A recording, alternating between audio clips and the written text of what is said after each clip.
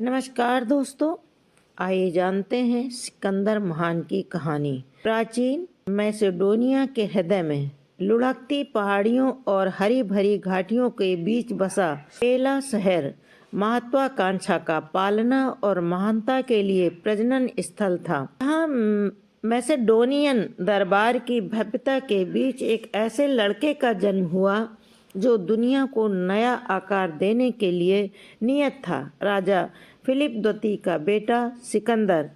शुरू से ही सिकंदर कोई साधारण बच्चा नहीं था।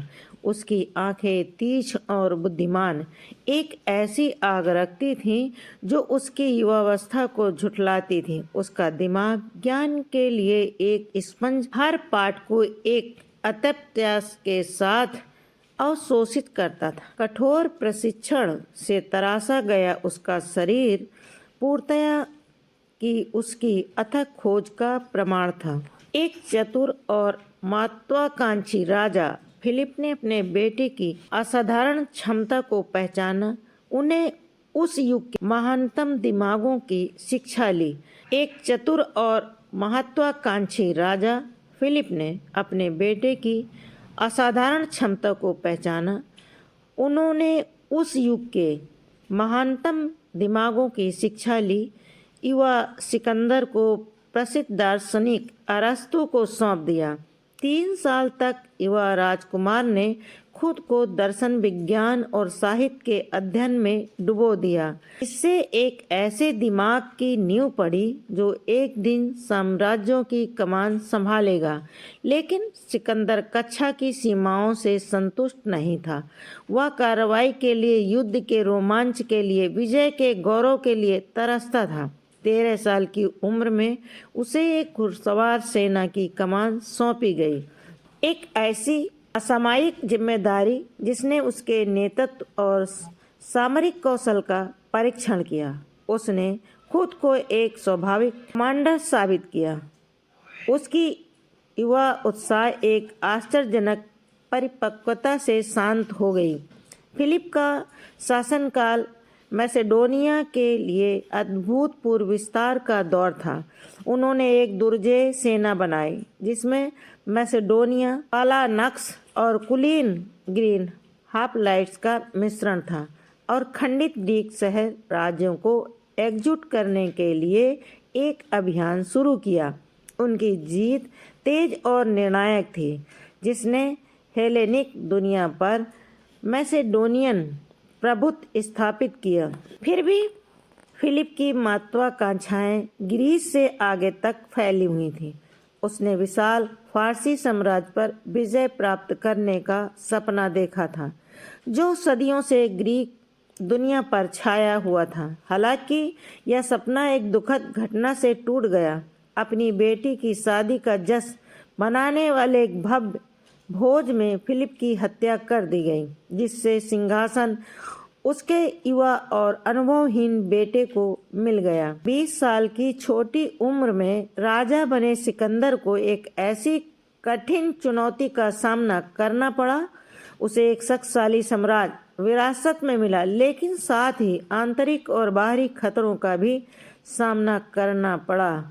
मैसेडोनियन दरबार के भीतर शक्तिशाली गुटों ने सत्ता के लिए होड़ की, जबकि पड़ोसी जनजातियां और ग्रीक शहर राज मैसेडोनिया शासन से परेशान थे।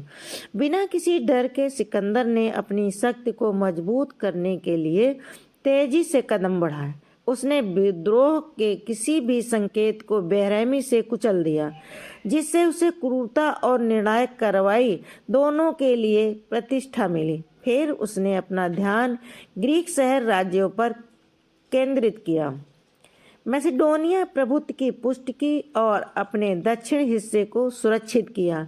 अपने आंतरिक मामलों को व्यवस्थित करने के बाद सिकंदर ने अपनी नजरें अंतिम पुरस्कार फारसी साम्राज्य पर टिका दी। 334 ईसा पूर्व के वसंत में सिकंदर ने अपनी सेना को हेलेस्पोर्ट के पार ले गया, जो यूरोप को एशिया से अलग करने वाला एक संकरा डमरू मध्य था। फारसी साम्राज्य विशाल और समृद्ध उसके सामने फैला हुआ था, जो एक दुर्गम चुनौती थी। लेकिन महत्वाकांक्षा और गौरव की तीव्र इच्छा से प्रेरित सिकंदर ने हार नहीं मानी। फारसी सेना के साथ उसका पहला सामना ग्रैनिकस नदी पर हुआ। फारसी, जो संख्या में बहुत कम थे, पराजित हो गए।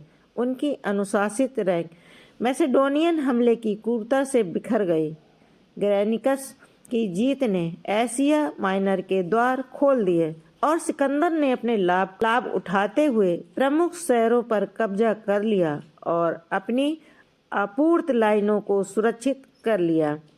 अगले वर्ष सच की लड़ाई में सिकंदर का सामना राजा डेरियस के नेतृत्व में एक बड़ी फारसी सेना से हुआ। लड़ाई एक क्रूर मामला था जिसमें दोनों पक्षों को भारी नुकसान उठाना पड़ा, लेकिन एक बार फिर सिकंदर की सामरिक प्रतिभा और उसके सैनिकों की अटूट वफादारी ने जीत हासिल की। पराजित और हतोत्साहित डेरियस युद्ध के मैदान से भाग गया, जिससे सिकंदर को पूर्व भूमध्य सागर पर नियंत्रण मिल गया। फारसी गढ़ को अपनी पहुंच में रखते हुए सिकंदर ने दक्षिण की ओर कूच किया, फोनीसियन शहरों पर कब्जा किया और महत्वपूर्ण तटीय क्षेत्रों को सुरक्षित किया। फिर उसने अपना ध्यान मिस्र की ओर लगाया, जो अपनी प्राचीन सभ्यता के लिए पूजनीय भूमि भी थी। फारसी शासन से थके हुए मिस्रियों ने सिकंदर का मुक्तिदाता के रूप में स्वागत किया। उसे फिरौन का ताज पहनाया गया, एक प्रतीकात्मक इशारा जिसने उसकी वैधता को और बढ़ाया और सार्वभौमिक प्रभुत्व के उसके दावे को मजबूत किया। मिस्र से सिकंदर पूर्व की ओर मुड़ा। फरात नदी के रास्ते डेरियस की कमान में फारसी सेना गोगामेला के मैदान में उसका इंतजार कर रही थी। इसके बाद जो युद्ध हुआ वह दिग्गजों का संघर्ष था, सहन शक्ति और रणनीतिक प्रतिभा का तमाशा।